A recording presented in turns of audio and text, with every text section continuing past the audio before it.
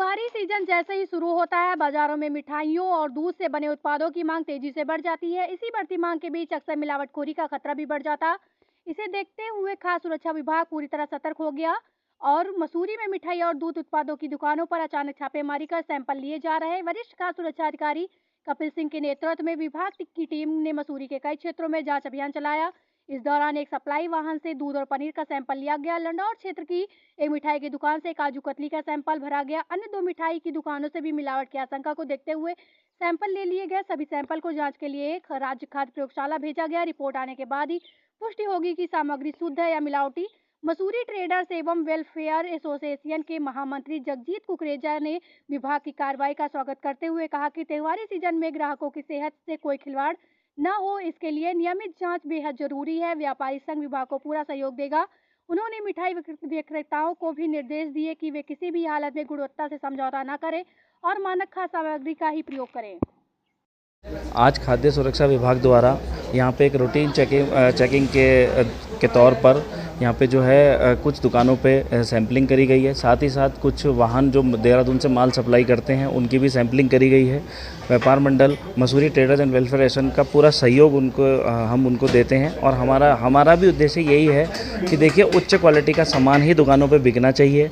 जो सामान हमारे दुकानदार ग्राहकों को दे रहे हैं वो उच्च क्वालिटी का होना चाहिए। इसी संदर्भ में हम अपने दुकानदारों से भी अपील करते हैं कि जो भी सामान रॉ मटेरियल वगैरह वो जो पीछे से ले रहे हैं वो भी जांच करके लें, ताकि जो अंतिम प्रोडक्ट जैसे मिठाई और अन्य चीज़ें जो बन रही हैं तो वो उच्च क्वालिटी की बने और ग्राहकों को अच्छा सामान मिले, जिनसे क्योंकि देखिए उनकी भी सेहत का ख्याल रखना एक हमारे दुकानदार का भी दायित्व है कि इसके लिए हमारे सभी दुकानदारों को भी और खाद्य सुरक्षा विभाग तो सतर्क है ही, साथ साथ हम सभी को भी सतर्क होना पड़ेगा कि गुणवत्ताहीन जो मिठाइयाँ बाहर से आ रही हैं वो हम उसको यूज़ ना करें, उसको ना बेचें। और वैसे मसूरी में अधिकतम जो मिठाई की दुकानें हैं वो यहीं पे अपनी मिठाई बनाते हैं और यहाँ पे जो है आसपास गाँव से भी दूध आता है और जगहों से भी आता है, तो उसी चीज़ों से गुणवत्ता का ध्यान रखते हुए ही यहाँ पे मिठाई बनाई जाती है। यहाँ पर जैसा आपको विदित है कि दिवाली का त्यौहार जो है नज़दीक है और दिवाली के मद्देनज़र क्या होता है कि मिठाइयों की खपत बाज़ारों में बढ़ जाती है। तो उस परिप्रेक्ष्य में हमारे जो उच्चाधिकारी हैं उनके द्वारा निर्देशित किया गया है कि बाज़ारों में जाके अधिकाधिक संख्या में निरीक्षण करना है और सैंपलिंग का कार्य भी करना है, जिससे कि आम जन को जो है गुणवत्तापूर्ण जो है मिठाई मिल सके। आज सुबह ही मैंने नीचे जो देहरादून वगैरह से या एडजेसेंट डिस्ट्रिक्ट से जो माल आता है गाड़ियाँ चेक की हैं और एक पनीर का सैंपल और एक दूध का सैंपल भी कलेक्ट किया है। तो हमारी कोशिश ये होती है कि शहर के जितने भी बॉर्डर्स होते हैं बॉर्डर्स पर रैंडमली भी चेकिंग की जाती है और आजकल त्योहारों को देखते हुए रेगुलर चेकिंग की जा रही है। तो उसमें जैसे देहरादून में भी जो मावा संदिग्ध होता है उसको नष्ट भी कराया जा रहा है, उसकी बहुत बड़े स्तर पे सैम्पलिंग भी की जा रही है।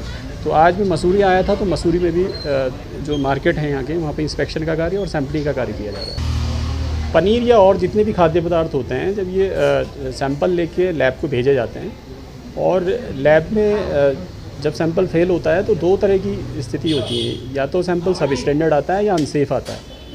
सब स्टैंडर्ड में क्या होता है कि किसी भी खाद्य पदार्थ में जैसे आप कोई मिठाई है और जैसे मावा है तो मावे में जैसे सूजी मिला लेते हैं या कुछ इस तरह का खाद्य पदार्थ मिला लेते हैं जिससे कि उसकी कीमत थोड़ी सी कम हो जाती है। तो उसकी जब टेस्टिंग होती है तो उसमें स्टार्च की मात्रा आती है, क्योंकि सूजी वगैरह या कुछ उस तरह की चीज़ें उसमें मिलाई होती हैं, तो वो सब स्टैंडर्ड आता है। तो सब स्टैंडर्ड की स्थिति में जो केस है वो एडीएम कोर्ट में फाइल किए जाते हैं। दूसरी स्थिति होती है जब कोई सैंपल टेस्टिंग के लिए जाता है वो अनसेफ आता है। अनसेफ में क्या होता है, उसमें कोई इंसेक्ट है या कोई हानिकारक पदार्थ ऐसा है जो खाने योग्य नहीं है, पॉइजनस होता है और बहुत ज़्यादा हानि पहुंचा सकता है। तो उस स्थिति में क्या होता है, वो जो केस उसमें फ़ाइल होते हैं वो सीजीएम कोर्ट में फ़ाइल होते हैं, उसमें सज़ा और जुर्माना दोनों का ही प्रावधान होता है। एक्चुअली थोड़ा सा स्टाफ की कमी के कारण या लैब हमारे यहाँ थोड़ा सा अभी एक लैब देहरादून में स्टार्ट होने वाली है ड्रग्स की, उसमें ड्रग की तो टेस्टिंग स्टार्ट हो गई, बट फूड के भी सैंपल्स देहरादून में टेस्ट होंगे उसमें, तो वो अभी प्रक्रियारत है।